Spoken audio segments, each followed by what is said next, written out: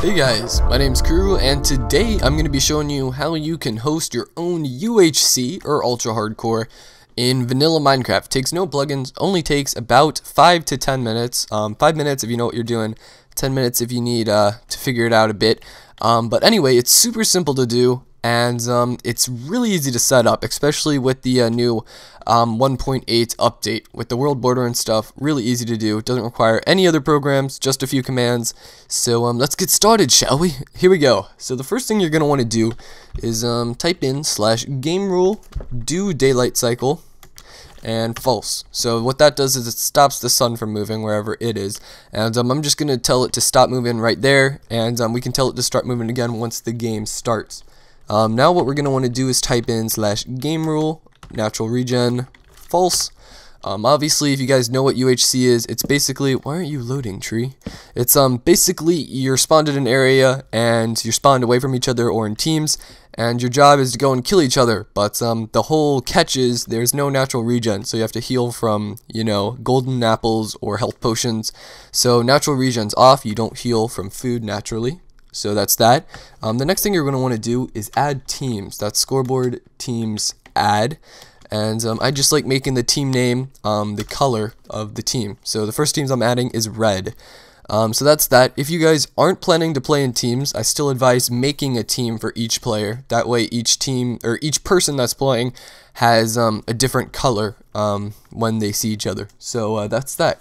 Now we're going to want to do /scoreboard teams option, and you're going to want to type in the team name, so team red, and we're going to tell their color to be red. So that's that. I would advise looking up the Minecraft colors on Google or whatever, so you know what they are, and make a team for each color, or depending on how many players you got. And there can be as many people on each team, so do whatever you want to do. Next we're going to want to do /scoreboard teams, and then we're going to want to join a team, type in the team name, and then type in the player name. So I'll type in mine. Cool. So I added myself to the red team, so that way if I say hi, you can see I'm on the red team. So that's that. The next thing we're going to want to do is we have to do /scoreboard teams. We have to do one more option with the teams. So we're going to select red, and we're going to tell friendly fire to be false. That way I can't hit my teammates, and that just helps that and makes the game a little bit more fair. Cool beans. And you're going to want to do these options and the color for each team you got. So I'm only doing one team. This is just a tutorial, but for your real game, you're going to want to have multiple teams and multiple colors and stuff like that. So just wherever I say red or whatever, swap it out with blue or purple or whatever color. So the next thing we're going to do is we're going to do scoreboard. Oh, I didn't type /scoreboard objectives. Add a new objective. We're going to call it health, and it is going to be a health objective. All right, just type that in. And then we're going to type in /scoreboard objectives set display below name and health. So that's going to set the health below their name, so that way when you see a person, you can see how much health he has below his name.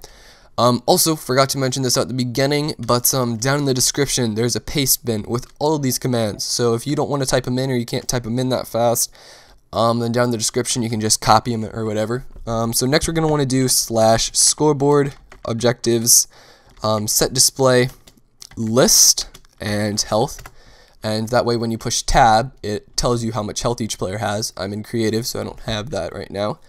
So that's pretty much that for all the commands. Now we're going to add the world border. So to do that, type in /world border like that. And then we're going to do world border set, and we're going to set it to 2,000 blocks. Now keep in mind 2,000 blocks is the diameter, so if we actually teleport to 1,000 right now, we will be at the corner of the world border. So it's only going 1,000 blocks from the center, not 2,000. 2,000 is the diameter. You can also adjust this number depending on how many players you have.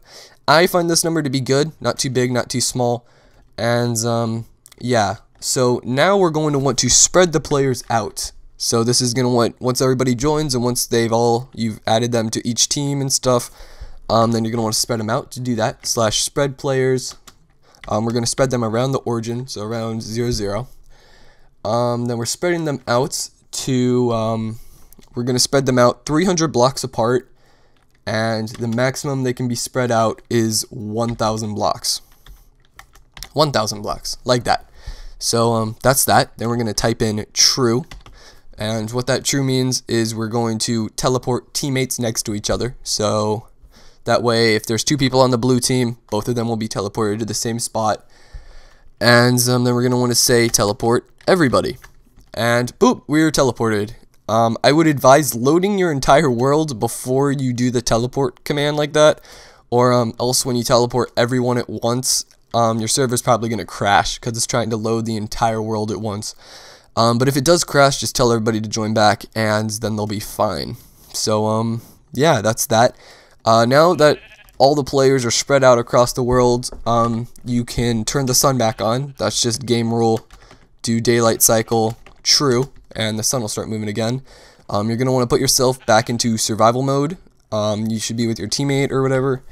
And then there's one last thing that I like doing in my UHCs, which makes them really interesting. You're going to want to set the world border 300 blocks, so there's a really small world border, but we're going to give it 6,600 seconds to get there. So what that does, where are we at? We're nowhere near the world border. Slash teleports me to 900. That should be near the world border. But what that means is it gives the world border pretty much an hour and a half to get to the center. So it's going to be, where's the world border at? Where's it at? This way? It's going to be slowly creeping in. And, geez, I don't know which way is the right way.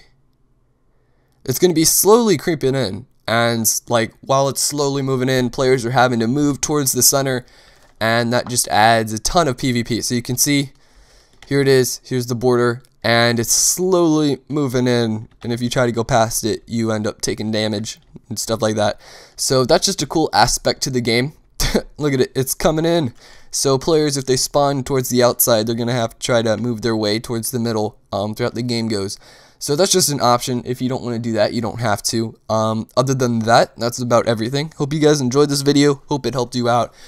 Like I said before, there's a paste bin down in the description with all of these commands in it, and it tells you everything. So if you don't want to type them in, just go in the description, copy them, and change the names of the teams, and you'll be good to go.